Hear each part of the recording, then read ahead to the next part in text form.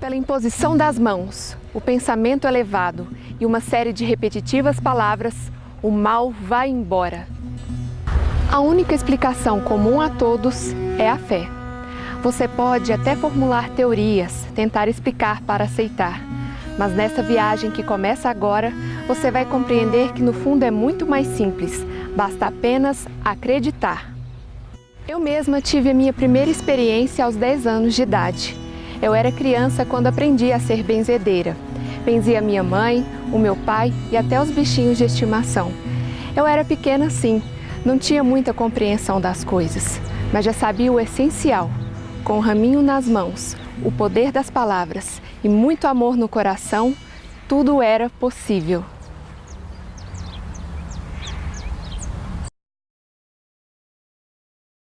Essas duas mãos aqui, ó, não nasceu para fazer mal para ninguém, só o bem. Esse dom eu já nasci com ele, eu não descobri ele, eu já nasci com ele. Eu acho que a senhora não me ensinou por acaso, né? Aprende com uma, aprende com outra. Não é feitiço nada não. É a fé que a gente tem, né? A força. Todas as benzições, todas as formas de benzição tinham o evangelho apócrifo, mas ninguém registrou como eu, perdeu-se. Apócrifo significa Evangelho da vida oculta de Cristo, infância, juventude ou até mesmo após a morte. De onde vem o dom de benzer? Como a fé pode curar? Vento virado, mal olhado, espinhela caída.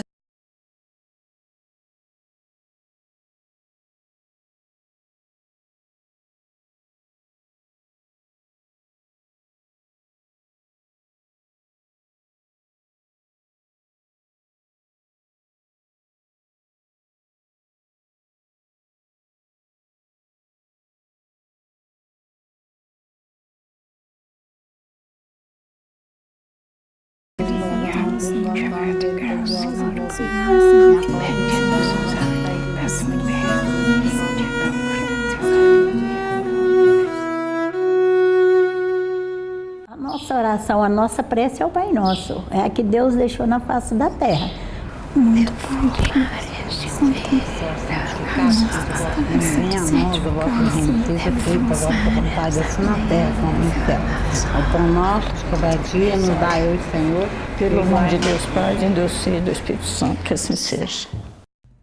Cientistas por natureza, essas mulheres aprenderam o ofício de benzer assistindo à prática dos ancestrais. Desde cedo elas descobriram que um simples raminho, a água, o fogo e a fé são elementos poderosos que juntos podem curar. Uma combinação de religião, de magia e medicina popular que atravessa o tempo e se mantém pelos rincões do Brasil.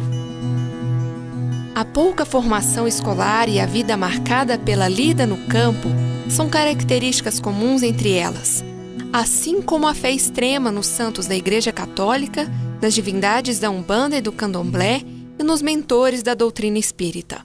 Um sincretismo religioso que tem como único objetivo ajudar ao próximo.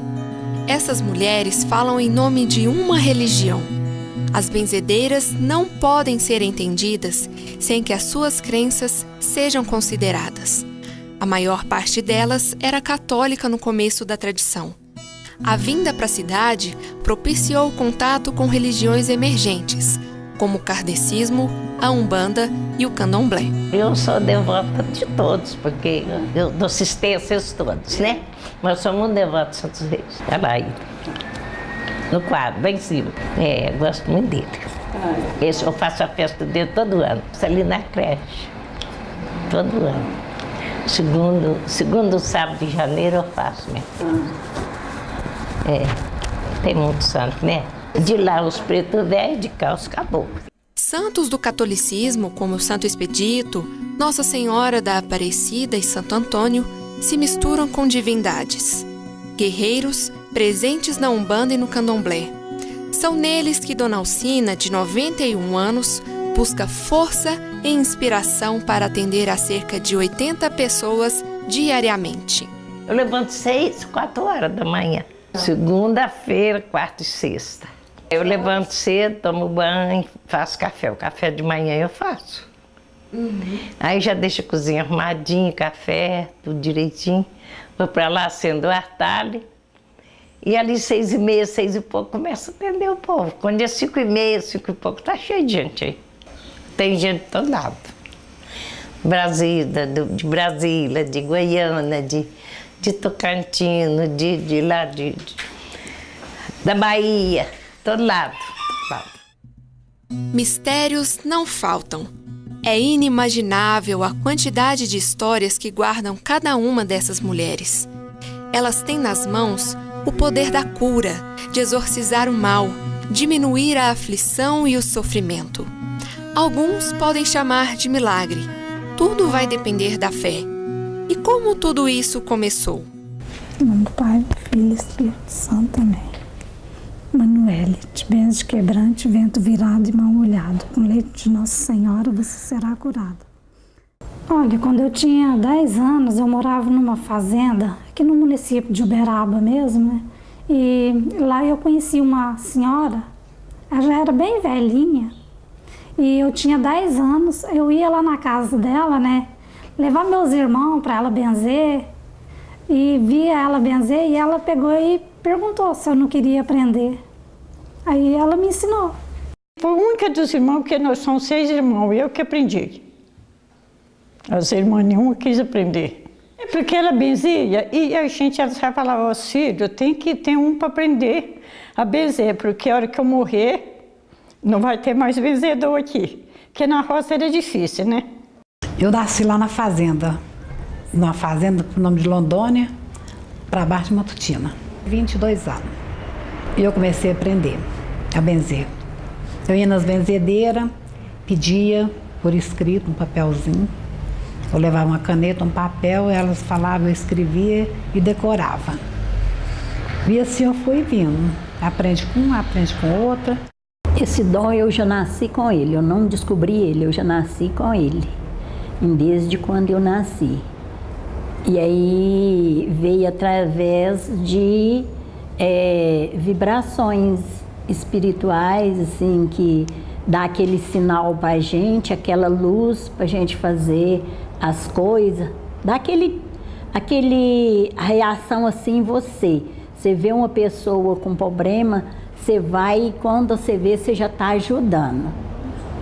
Quando eu comecei a trabalhar mesmo assim, quando eu desenvolvi com meu pai, eu tinha uns 20 anos, mas eu não gostava, não.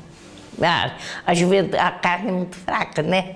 A carne é cheia de ilusão, eu fui muito bonita. Então, a gente, quando é nova, a gente não quer falar. Não tem paciência do povo ficar, hoje não.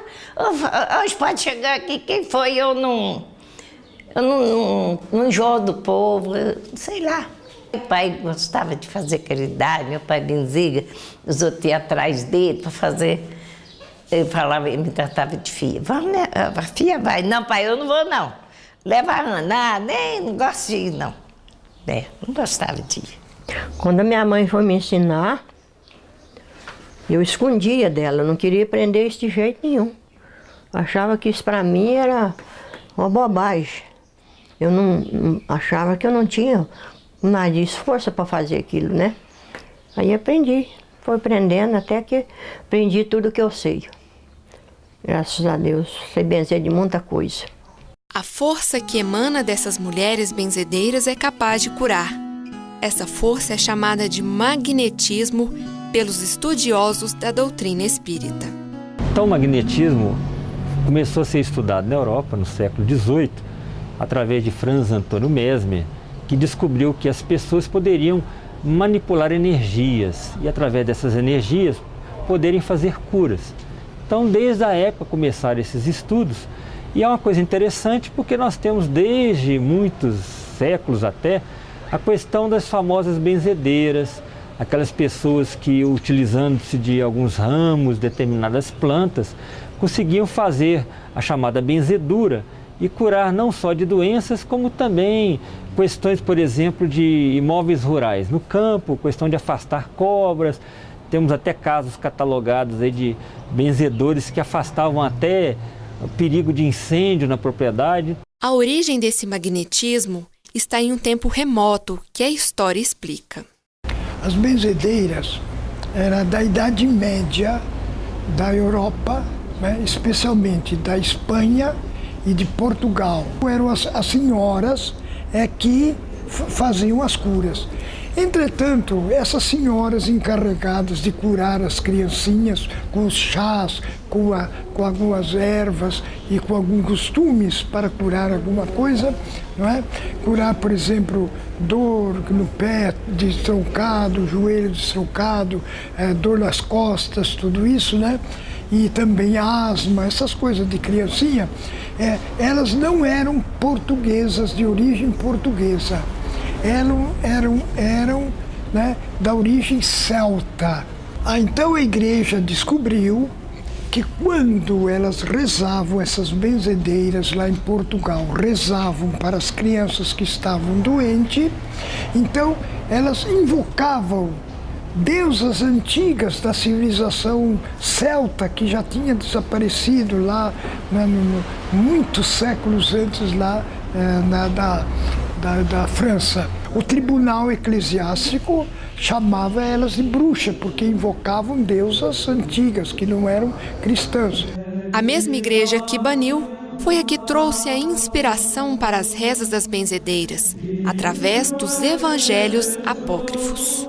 Na época posterior a Jesus e ao longo dos séculos, foram surgindo muitas perguntas sobre a vida oculta de Cristo, principalmente da infância e dos 12 até os 30 anos. E nesse período, então, várias pessoas buscando informações vão se unindo a relatos bíblicos e também extra-bíblicos, principalmente da tradição popular, tentando compor a história de Cristo. Então, existem vários escritos apócrifos, e os apócrifos influenciam muito as tradições. Folia de reis, festas de congado, a perspectiva da bandeira do divino, tudo isso são influências dos apócrifos na vida religiosa do povo, dentro da vida da igreja. Uma vez que cada pessoa é chamada a ser bênção na vida do outro, nos dá a deduzir que também a prática da benzição de uma pessoa que a gente chama de leigo abençoando o outro, tenha também ganhado força nessa perspectiva do uso dos evangelhos apócrifos. No tempo que Jesus estava na terra, ele pegou São Pedro e ia de casa em casa, aldeia em aldeia, curando as criancinhas. E numa vez chegou numa fazenda e lá estava escurecendo. Então São Pedro falou: está escurecendo, Jesus, como é que nós vamos fazer? Falou: não, Pedro, tudo está programado. Ali tem uma casa, bate naquela casa e fala que nós queremos posar naquela casa. O São Pedro então bateu na porta e veio um homem bom. E o homem bom falou: perfeitamente, nós vamos dar pouso para vocês, não é? E a mulher gritou lá: isso não pode, não pode. Não é? Então falou assim, mas o homem falou: mas nós temos que dar pouso, nós temos que dar pouso porque está escurecendo. Então a mulher: dá pouso, mas se eles quiserem ficar aqui, que durmam lá no chiqueiro. E ainda a mulher, que era má, pegou água e ainda foi no chiqueiro e molhou tudo aquilo lá, né? E o Jesus teve que dormir na lama lá para dormir. No dia seguinte, né, o homem que era bom chamou os dois para tomar um cafezinho. E então, como é que falaram? Falaram: vocês dormiram? Falaram: não teve jeito de dormir, porque a cama estava muito fria, a lama estava cheia de lama, muito fria. E então o homem também falou: e também a minha senhora não dormiu nada, só com os peitos doendo, por causa que nós temos uma criancinha de 3 meses, então, e não mama e está com o peito inflamado, né? Então São Pedro chegou e cochichou no ouvido dele: olha, esse homem cura. E aí então Quando foi embora, que Jesus foi indo, saindo, o homem então correu atrás de Jesus e falou: escuta, o senhor não quer, como é que cura o peito inflamado da minha mulher? Não é? E o Jesus falou: do homem bom, mulher má, da lama que se fez a cama, cura peito, sara mama. E então ele pegou o barro do chiqueiro, colocou na mama, sarou. E assim então esse é considerado o evangelho apócrifo. Nosso Senhor Jesus Cristo, quando andou pelo mundo, ele encontrou um bom, mulher má, casa alagada, campo de paz, todo mal que entrou nessa criança que sai. Pelo nome de Deus Pai, de Deus Filho e do Espírito Santo, que assim seja. E daí vem das pessoas muito antigas, né, menino? Que vai passando de uns para outros. Vento virado, espinhela caída, quebrante, cobreiro, mal olhado, mal de simioto. Os males são praticamente os mesmos entre as vítimas, e os sintomas ajudam as benzedeiras a fazer o diagnóstico preciso. Porque a criança, quando está com o vento virado, vomita muito, dá diarreia. Se não benzer, encolhe a perninha, fica com a perninha mais curta. Quebrante por exemplo, a gente vê uma criança fazendo uma gracinha, né? A gente acha bonitinho, aí põe o quebrante. Vento virado, a criança faz cocô mole e verde. É de pegar a criança, por exemplo, pegá-la pelos pés, virar de cabeça para baixo. Aí vira o vento da criança. Ou dá um susto nela também, vira o vento. Para cada diagnóstico, o ritual e a oração são específicos. A mistura de água, fubá e mel é um unguento certo para tratar de mal de simioto, uma doença que deixa a criança desnutrida e crescem pelos pelo corpo. Chama mal de simioto, que eles falam isso. Conheço por isso. Em Deus que eu aprendi a benzer, conheço por esse nome. Mal de simioto. Dá no sangue, dá nos ossos. Rói os ossos tudo, se não tratar, mata a criança. Quando é novinho, morre. Igual eu tirei aqui agora, quando acaba de tirar, que eu estou fazendo o tratamento na criança, é que eu vou fazer a oração daquele incômodo ali. Tem a oração. Para quem está recebendo a bênção, o ritual é um pouco assustador. Eu só senti o gilete passando no meu braço. Eu só achei que ela, assim... Eu não achei que ela ia cortar eu e tal, assim, mas eu só tinha de medo. Para cada mal, existe um ritual específico. O que eu corto? Cobreiro branco. Assim mesmo eu corto a cabeça e também o rabo. Aqui vai 3 cortes no resto. Põe aqui. Também que Jesus te abençoe. Ave Maria, cheia de graça, Senhor é convosco. Bendito sois vós entre as mulheres. Bendito é o fruto do vosso ventre, Jesus. Eu abro muito a boca, né? De estar benzendo, porque a gente puxa o que a criança está sentindo. Cada doença, cada tipo de benzição, a gente tem que fazer 3 vezes. Se aquelas 3 vezes não adiantar, não sarar de tudo, torna aumentar a bendição, mas não de par, igual eu estou acabando de falar para você. Aí deixa parado sem par. Aí sara, né? Benze espinhela caída no estômago. Encostava o meio deles na porta. Pegava uma tesoura, uma palha, punha o pezinho dele em cima da palha e perguntava quem corta, o medo eu corto, cortava a palha. Quando inteirava 3 vezes, o menino estava andando. A gente pode usar qualquer tipo de ramo verde. Mas tem pessoa que prefere ser rezado com arruda. O importante da folhinha verde é para não jogar todo o mal que tem na pessoa para cima da gente. Que a folha puxa um pouco para elas. Principalmente a folha da pimenta, no caso, muita gente gosta que reza na folha da pimenta, porque vê ela murchar na hora. As pessoas que utilizam das plantas, elas conseguem trazer as energias que estão presentes naquele ser vivo e trabalhar aquela energia em benefício do paciente. Então, por isso que geralmente a gente vê a pessoa que faz a benzedura sempre está usando um ramo, um galho de determinada planta. Isso não quer dizer que é indispensável, ela pode de repente, sem utilizar a planta, estar transmitindo fluidos. Mas é uma questão de enriquecer, né? Ela tem o fluido próprio, a energia própria dela, utiliza a energia da planta, daquele galho, daquelas folhas e vai enriquecer aquela transmissão de energias através da benzedura.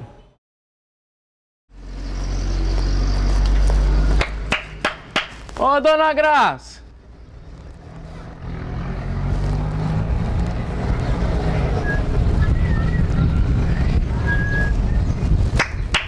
Dona Graça! Quem bate à porta da casa de Dona Graça vem em busca de um auxílio. A benzedeira, de 66 anos, sempre encontra tempo entre os afazeres domésticos para atender quem precisa. E lá vai ela, com toda a boa vontade e o sorriso de sempre. Oi, Rafael. Oi. Entra cá dentro. Vamos entrar? Dona Graça escuta com atenção o problema do garoto. Nesse dia pra trás eu tava jogando basquete, né? Aí eu torci o pé, aí ficou um pouco inchado. Fui no médico, falou que não aconteceu nada.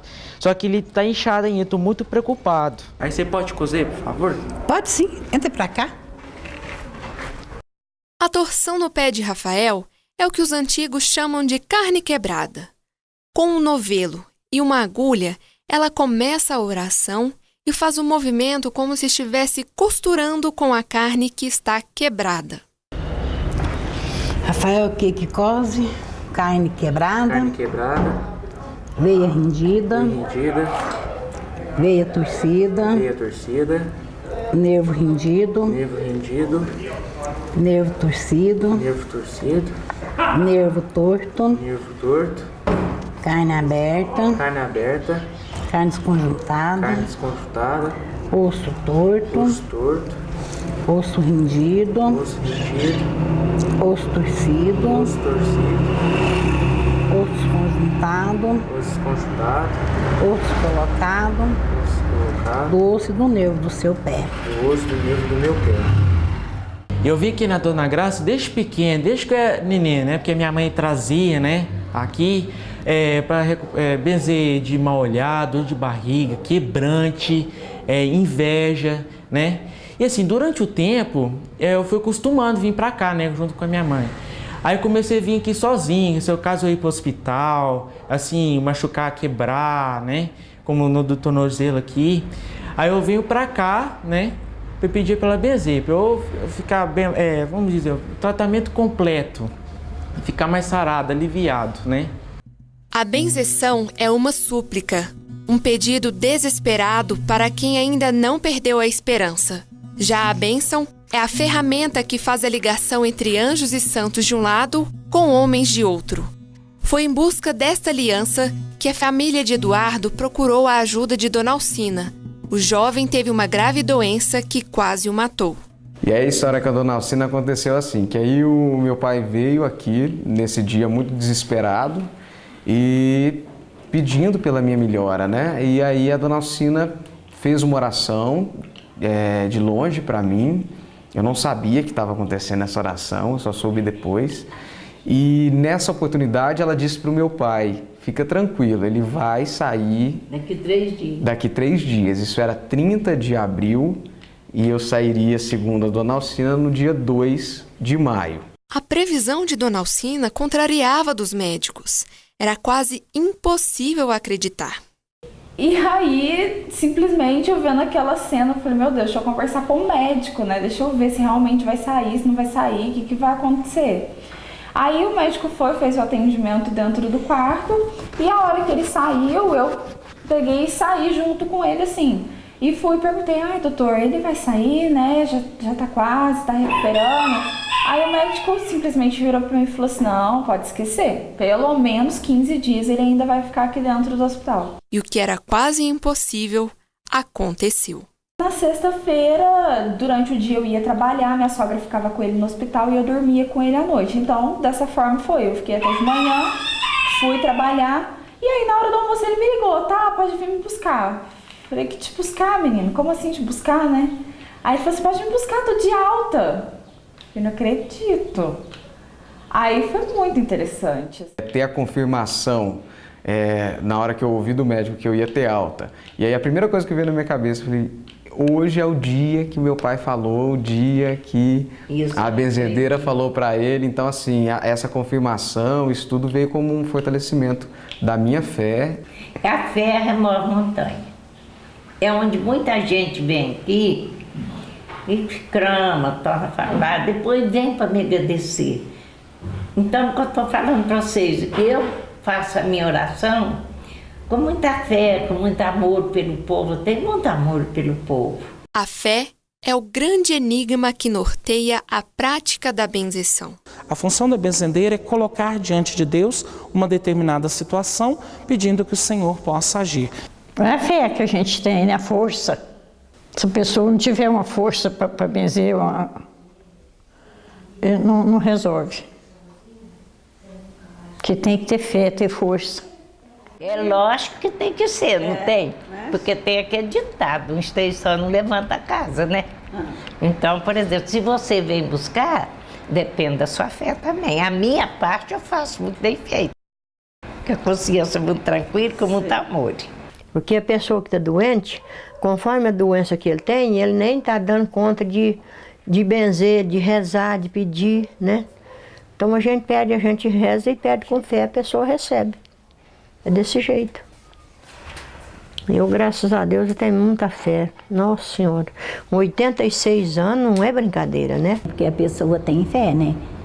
Porque a gente não vai atrás de um objetivo sem que a gente não tenha fé com aquilo, né? É a mesma coisa da gente ir no médico. A gente só vai nele se a gente tiver fé. Se a gente não tiver fé, o remédio dele pra gente não vale nada. Mesma coisa são a benzição. Se você não tiver fé, você pode benzer 1000 vezes que não vale nada. Eu pergunto à pessoa se a pessoa tem fé com orar com Deus e com a oração que eu estou fazendo. A pessoa, se tem fé, se fala para mim, não, eu não tenho fé, ou eu não acredito, fala, então, filho, eu não vou te fazer oração, que é pecado. A pessoa receber uma coisa e não tem fé. E a fé parece mesmo escassa. As benzedeiras, que antes eram presença marcante em toda a comunidade, hoje são raridade. Existe uma coisa interessante, por exemplo, quando eu fiz essa pesquisa em 1980, em cada quarteirão do bairro da Abadia, havia pelo menos 3 ou 4 benzedeiras em cada quarteirão da Abadia. Hoje é muito raro encontrar uma ou duas em uma região muito grande da Abadia. Hoje em dia as pessoas não estão assim querendo aprender, não. Faz uma caridade, né? Benzedeira é uma caridade. E vai acabar. A benção está acabando por muita coisa. Quem sabe, eu sei, eu não queria que ela acabasse por mim. É porque ninguém não acredita mais em benzição. A pessoa, para acreditar, precisa estar doente e vir. Aí recebe, sara, acredita. Mas outras pessoas, o povo novo de hoje em dia, não acredita em benzição. Acabou, ela vai acabando.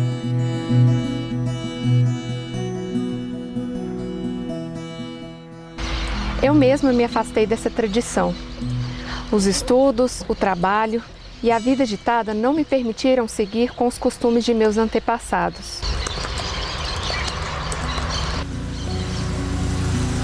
Mas eu levo no coração a principal mensagem dessas representantes da cultura popular: o amor ao próximo. E é para elas que eu deixo esse legado.